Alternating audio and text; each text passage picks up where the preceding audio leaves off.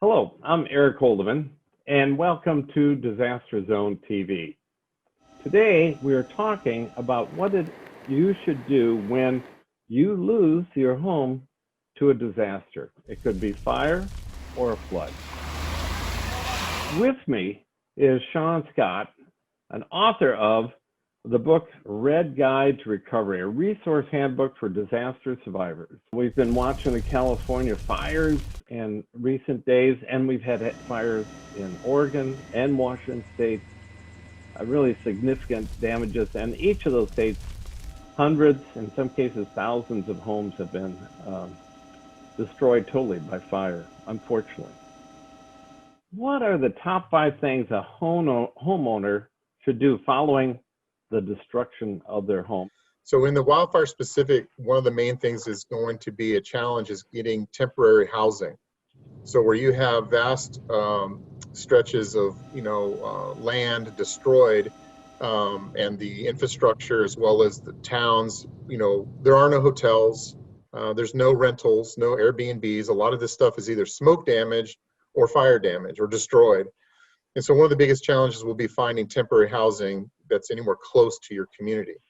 One of the benefits if you have insurance is you can negotiate a fair market rental value of your home and use some of those funds to purchase a fifth wheel or something similar to move onto your property and live there while you're doing the reconstruction. So that's one thing.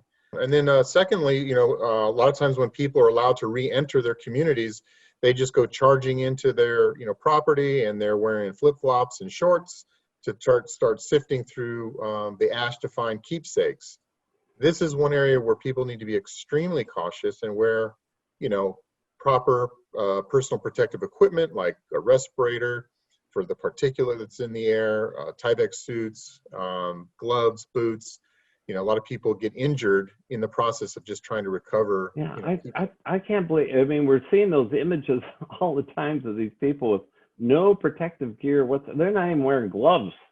This post-fire environment is, I would say, the most toxic environment a person can enter into, far worse than mold or sewage or some other situation. It's the combustion byproducts are just innumerable: dioxins, furans, heavy metals, acids, and this is all in the particulate in the air and in the substance in these fires. So it's very toxic. The third thing would be to start documenting in inventorying your personal property. There's going to be a lot of items that you can recognize. That was a refrigerator, that was a dishwasher, but then there's going to be things that are completely vaporized that you have to go by memory. That's going to be a challenge. But to get the full benefit of your insurance policy, you have to create an inventory of everything that you can possibly remember that you had. Next thing is to photograph and document everything. So a lot of times counties will go in and start the debris removal before people have had a real chance to document what was there. Well, that gets you in a situation where if your insurance company says, well, how do we know you had, this gym equipment in your home? There's nothing left. It's just dirt now. So you need to document to be able to show at least what was there before the debris removal was taken away. Lastly, you need to find a local contractor who specializes in insurance restoration that uses a program called Xactimate. This program is what all the insurance companies use to establish the value of the components, materials, labor of building residential homes and commercial structures. It's really important that you find a contractor that uses that software because it makes the claim settlement so much more streamlined when you're speaking the same language when you're talking about values. So when you say a contractor, is this someone who's would build you a new home type of thing, or a different type of contractor? No, if it's a home that's burned to the ground, you need someone, just a custom home builder or remodeling guy who knows how to build from the ground up. If the home is partially burned, like one room is destroyed, you need a restoration contractor for that type of work. In disasters, we're waiting, and I used to process disaster requests. We'd submit a request to the governor, and then hopefully the governor would submit it on to the president asking for a presidential disaster declaration.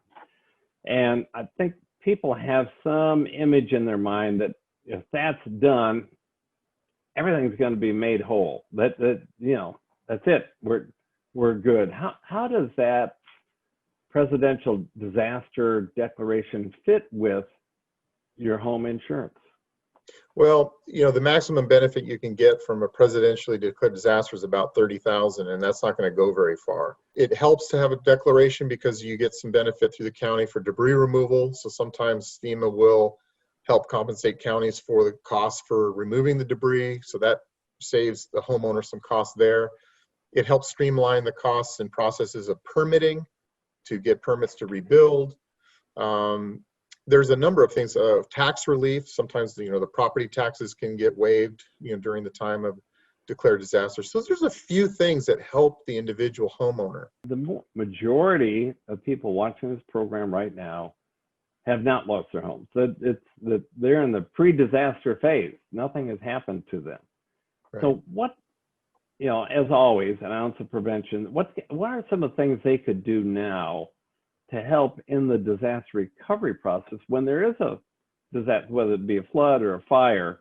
Bottom line is people need to prepare themselves and understand what the recovery process entails ahead of time, which means primarily, check your insurance policy. Your insurance policy is your lifeline to recovery. Without insurance, you're in a world of trouble.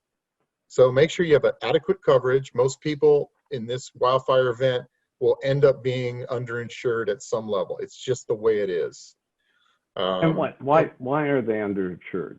Well, they when they're buying a policy, they often go with the cheaper premiums because they don't think it'll ever happen to them. So that has its downfall because you're going to get, cheap insurance means you get cheap coverage. So you may not have enough for personal property or rebuilding or the type of policy. There's a lot of variables when you buy insurance.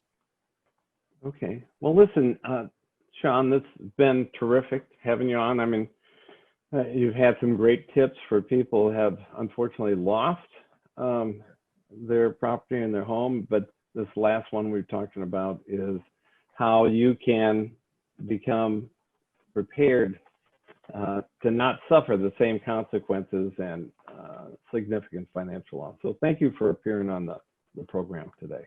Oh, thank you for having me. Yeah. And we've been speaking with Sean Scott. He's the author of that book, Red Guide to Recovery. It's a great book because there's a lot of step-by-step instructions in here. It's simple. It's written for the layperson, not the insurance. And there's other things you can do today to become better prepared also, whether it's having a plan, establishing a disaster kit, or getting some first aid training, for instance. So do that, take time to do it, and tune in again soon for another Disaster Zone TV program. Bye-bye.